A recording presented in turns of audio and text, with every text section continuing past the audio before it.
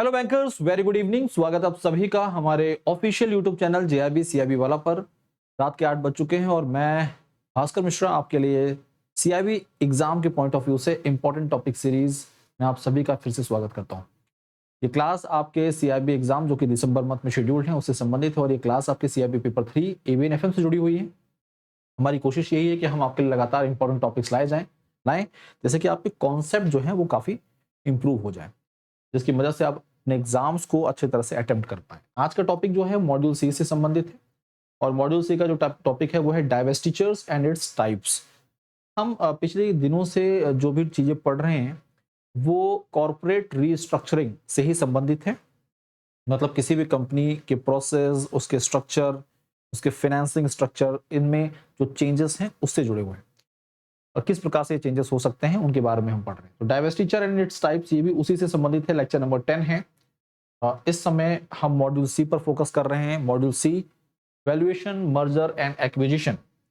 Valuation, merger and acquisition मैं लगातार बताता रहता हूं कि यहां से आपके एग्जाम में यहां से आपके लिए एमसीक्यू, केस स्टडी, न्यूमेरिकल्स बनते रहते हैं। भाई पिछली क्लास में हमने नो प्लैट के बारे में पढ़ा था। नो प्लैट आपके एग्जाम में पिछली बार सवाल बना चुका है। नो प्लैट और नो पैट के बीच में एक छोटा सा डिफरेंस है, उसके बारे में कल जाना था आपने। उससे पहले आपने स्पिन ऑफ और स्प्लिट ऑफ के बारे में पढ़ा था और वही स्पिन ऑफ और स्प्लिट ऑफ आज फिर से आपको बताया जाएगा क्योंकि वो डाइवेस्टिचर के अंतर्गत ही आता है। ठीक है, क्लास की शुरुआत करते हैं। डाइवेस्टिचर है क्या? तो डाइवेस्टिचर के बारे में सबसे पहली बात तो बता दूं, ये कॉर्पोरेट रीस्ट्रक्चरिंग के अंतर्गत ही आता है। ये कॉर्पोरेट रीस्ट्रक्चरिंग के अंतर्गत ही आता है।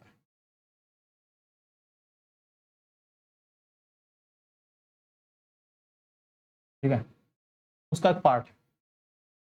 Divestiture means the process of a company selling, liquidating or spinning off a business unit, asset, investment or a subsidiary। किसी भी कंपनी के द्वारा अपने किसी बिजनेस यूनिट को, सब्सिडरी को या फिर बोल सकते हैं असेट को बेचा जा रहा है या स्पिन ऑफ किया जा रहा है या फिर लिक्विडेट किया जा रहा है, ये सारी चीजें डाइवेस्टिचर के अंतर्गत ही आती हैं। ठीक है, it is the opposite of investment और एक्विजिशन। ये इन्वेस्टमेंट और एक्विजिशन के जस्ट अपोजिट है। इन्वेस्टमेंट का मतलब क्या है कि आपके पास कुछ नया जुड़ रहा है। एक्विजिशन का मतलब आप किसी संस्था को एक्वायर कर रहे हैं, अपने आप में ऐड कर रहे हैं। और डाइवेस्टिचर का मतलब क्या है? एकदम जस्ट उल्टा है। यहां पर आप किसी पार्ट, किसी बिजनेस, किसी यूनिट को आप सेल कर रहे हैं, लिक्विडेट कर रहे हैं, स्पिन ऑफ कर रहे हैं, यानी कि अपने से अलग कर रहे हैं। ठीक है, and is usually done to refocus on core operations। देखिए ऐसा होता है आमतौर पर। ये क्यों होता है?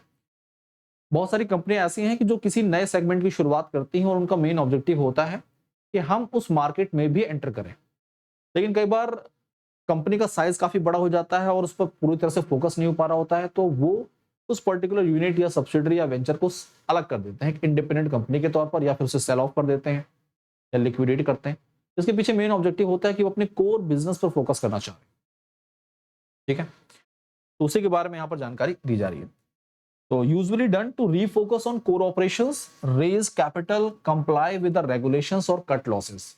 कई बार ऐसा होता है कि वो वेंचर ओवरऑल देखा जाए तो अच्छा रिटर्न नहीं दे पा रहा है, तो इसलिए वो इस नुकसान को कम करना चाहते हैं। कई बार जो रेगुलेशंस होते हैं, नॉर्म्स होते हैं, उसको फुलफिल करने के लिए कई बार होता है। कई बार लिक्विडेट करके कैपिटल रेज करना चाहते हैं। कई बार चाहते हैं कि भाई वो भी सेगमेंट प्रॉफिटेबल है तो वो पूरी तरह से अपने कोर सेक्शन पर फोकस करे और मेन जो पेरेंट कंपनी है वो अपने कोर सेक्शन पर फोकस करे। तो दोनों प्रॉपरली अपने अपने कोर सेक्शन पर फोकस करना चाहते हैं। इस कारण से भी डाइवेस्टिचर होता है। तो आज की इस क्लास में हमें यही सारी बातें पढ़नी है। तो सबसे पहले टाइप्स की अगर हम बात करें, हम क्या पढ़ रहे हैं यहां पर? Types of divestitures. हम पढ़ रहे हैं यहां पर types of divestitures. Types of divestitures के बारे में हम पढ़ रहे हैं। तो टाइप्स जो है डाइवेस्टिचर के, सबसे पहला जो हम पढ़ने जा रहे हैं वो है स्पिन ऑफ। क्या होता है? Spin off. स्पिन ऑफ बाकी सबसे थोड़ा अलग है। क्यों? एक कंपनी है, ऐसे मान लीजिए XYZA। ठीक है, तो ये कंपनी है, ये कंपनी है। अब ये जो ए है, ये XYZ का जो कोर बिजनेस है उससे अलग बिजनेस है, ठीक है। इन्होंने इस नई सेगमेंट की शुरुआत की अपनी मेन पेरेंट कंपनी के साथ मिलकर। तो कंपनी ने डिसाइड किया कि हम XYZ से ए को एक सेपरेट कंपनी, एक इंडिपेंडेंट कंपनी के तौर पर फॉर्म कर देते हैं। ये क्या हो गया, एक इंडिपेंडेंट कंपनी हो गई, इसका अपना अलग मैनेजमेंट हो गया। हाँ, जो XYZ ए के शेयर होल्डर्स थे, उन्हीं शेयर होल्डर्स को ए की भी शेयर होल्डिंग मिली। तो जो share holder existing share holders थे, उनके पास इन दोनों कंपनी की शेयर होल्डिंग। कोई फाइनेंशियल गेन नहीं हुआ है इससे, ठीक है, ना ही किसी ओनरशिप में बदलाव हुआ है। तो स्पिन ऑफ का मतलब होता है कि ओनरशिप में कोई चेंज ना आना, दोनों कंपनियों के शेयर होल्डर एक ही हैं, किसी प्रकार का कोई फाइनेंशियल गेन नहीं हुआ है, मैनेजमेंट जो है उसे चेंज किया गया है। और इसका मेन टारगेट क्या है, मेन टारगेट है कि भाई XYZ का जो कोर बिजनेस है वो उस पर फोकस करेगी और ए अपने बिजनेस ऑपरेशन पर फोकस करेगी, जैसे कि दोनों प्रॉफिट की तरफ अग्रसर, ठीक है। तो XYZ का अपना कोर बिजनेस है और ए जो है ये एक इंडिपेंडेंट कंपनी के तौर पर फॉर्म किया गया है। तो ये जो ए कंपनी है इसे क्या किया गया, इसे स्पिन ऑफ किया गया है rest of the parent company से। तो parent company creates a new independent company by distributing shares of subsidiary to existing share holders. तो जो कंपनी के एग्जिस्टिंग शेयर होल्डर्स थे उन्हीं ही उस सब्सिडरी या जो नया इंडिपेंडेंट कंपनी है उसकी शेयर होल्डिंग दी गई है। एग्जांपल के तौर पर यहां पर दिया गया है eBay spun off PayPal. EBay ने क्या किया, स्पन ऑफ किया किसको, पेपल को, ठीक है। अब स्प्लिट ऑफ क्या है, सेकंड स्प्लिट ऑफ क्या है, share holders are given an option to exchange their parent company share for shares in a subsidiary. तो स्प्लिट ऑफ में जो शेयर होल्डर्स हैं उनको एक ऑप्शन दिया जाता है कि भाई आप एक्सचेंज कर सकते हैं, स्वैप कर सकते हैं, ठीक है, अपने पेरेंट कंपनी के शेयर से सब्सिडरी के शेयर, ये आपको ऑप्शन मिला है। Example, a company offers stock in its subsidiary in exchange for the parent companies stock. इससे क्या, ये जो एक्सचेंज है ना इसे हम बोलते हैं स्वैप।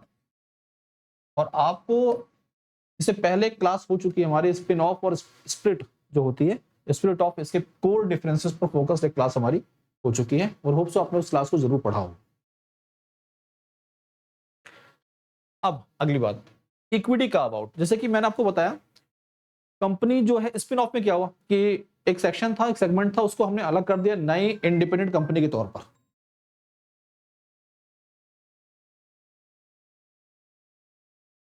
नए इंडिपेंडेंट कंपनी के तौर पर हमने क्या किया, उसे सेपरेट कर दिया और वो अपने कोर बिजनेस पर फोकस कर रही है, पेरेंट कंपनी अपने कोर बिजनेस पर फोकस कर रही है, ठीक है।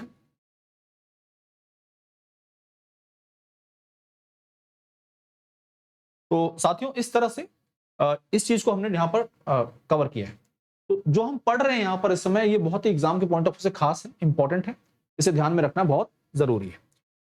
Equity carve out, partial IPO बोल सकते हैं इसे, क्योंकि ये पूरी तरह से कंपनी के सारे शेयर मार्केट में नहीं लाए जा रहे हैं। यहां पर जो नई इंडिपेंडेंट कंपनी फॉर्म की गई है उसकी कुछ हिस्सेदारी को मार्केट में इशू किया गया है और उससे फंड रेज किया गया। जैसे हमने स्पिन ऑफ में पढ़ा क्या था, स्पिन ऑफ में किसी भी प्रकार का कोई फाइनेंशियल गेन नहीं था, यहां पर कुछ हिस्सेदारी मार्केट में इशू करके कैपिटल रेज किया जा रहा है, ठीक है। तो parent company sells a minority stake in a subsidiary to the public through an IPO but retains control. Example, a company sells 20% of its subsidiaries to raise capital but keeps 80%. Sale of assets or business unit. A company sells part of its business, division, product line or assets to another company for cash or stock. Cash या फिर stock के form में. Example, selling a brand, factory or a unit to another firm. तो ये भी किसका हिस्सा है, डाइवर्सिटीचर का ही हिस्सा है, ठीक है। आगे मैनेजमेंट बायआउट, एमबीओ क्या है। मैनेजमेंट बायआउट का मतलब है कि कंपनी का कोई मैनेजर है, पुराना एम्प्लॉय है, उसी के द्वारा कंपनी की जो बिजनेस यूनिट है या जो डिवीजन है उसे परचेज कर लिया गया है। They run often backed by private equity firms. Example, employees management acquire control of a subsidiary. अब लिक्विडेशन क्या है, मान लीजिए कंपनी जो है वो शट डाउन होने जा रही है और वो अपने असेट्स को सेल कर रही है individually, often when operations are no longer viable, मतलब फायदेमंद नहीं इस कारण से। Example, selling machinery, land, patent separately. तो ये किसका हिस्सा है, ये डाइवर्स टीचर के ही अंतर्गत आते हैं। अब हम बात कर रहे हैं यहाँ पर सीआईबी एग्जाम को क्लियर करने का वन स्टॉप सॉल्यूशन क्या है। सीआईबी एग्जाम क्लियर करना चाहते हैं एक बार में, तो उसके लिए वन स्टॉप सॉल्यूशन है सीआईबी महापैक। और जब सीआईबी महापैक की बात करते हैं तो इसके अंतर्गत आपके 4 जो मेन पेपर है उसके साथ में इलेक्टिव पेपर, ये आपको कॉम्बिनेशन मिल जाता है और ये कॉम्बिनेशन कहीं नहीं मिलेगा। साथ साथ में आपको 15 प्लस बैचेस का एक्सेस मिलता है, 15 प्लस बैचेस का एक्सेस मिलता है। आपको मॉड्यूल वाइज डीपीपीज मिलती हैं, क्विजेस मिलते हैं, मॉक टेस्ट मिलते हैं, डाउट सॉल्विंग सॉल्यूशंस मिलते हैं, सेशंस मिलते हैं। साथ साथ में आपकी जानकारी के लिए बता दें कि 3 वैलिडिटीज में ये महापैक उपलब्ध है। 6 मंथ का सब्सक्रिप्शन आपके लिए 3499 का है। कितने का है? 3499 का। 1 ईयर का सब्सक्रिप्शन 4999 का है। 2 ईयर का सब्सक्रिप्शन 6999 का है। ओके, अब हम चर्चा करने जा रहे हैं फाउंडेशन। फाउंडेशन बैच का मकसद क्या है? फाउंडेशन बैच का मकसद है कि आपके कॉन्सेप्ट को क्लियर करना, आपके कॉन्सेप्ट को स्ट्रॉन्ग करना, थ्योरेटिकल पोर्शन कवर करना, और जिसकी मदद से आप किसी भी एग्जाम को अटेम्प्ट कर सकें। अगर आपके कॉन्सेप्ट क्लियर है तो आपको पेपर क्लियर करने में दिक्कत नहीं आएगी। 2499 में ये बैच आपके लिए उपलब्ध है। साथ ही साथ में सीआईबी फाउंडेशन बैच 2499 में आपके लिए उपलब्ध है। इंडिविजुअल बैच, देखिए पेपर की संख्या ज्यादा है जेआईबी की तुलना में, पेपर का लेवल हाई है, कई बार एक पेपर रह गया, 2 पेपर रह गए, तो इसके लिए आपको पूरा बैच परचेज करने की जरूरत नहीं है। आप इंडिविजुअल बैचेस के साथ जुड़कर अपनी प्रिपरेशन को आगे बढ़ा सकते हैं। मात्र 799 के इंडिविजुअल बैचेस हैं उपलब्ध यहाँ पर, और साथ साथ में इलेक्टिव पेपर भी उपलब्ध हैं सारे के सारे। तो आप अपनी पसंद का इलेक्टिव पेपर ऑप्ट कर सकते हैं और साथ साथ में इंडिविजुअल बैचेस के साथ जुड़ के अपनी तैयारी को आगे बढ़ा सकते हैं। ये टेलीग्राम चैनल है JIV_CIB बाय भास्कर सर, इसके साथ जुड़ जाइए। कोई दिक्कत, कोई परेशानी, बेफिक्र होकर अपनी दिक्कतों को साझा करिए।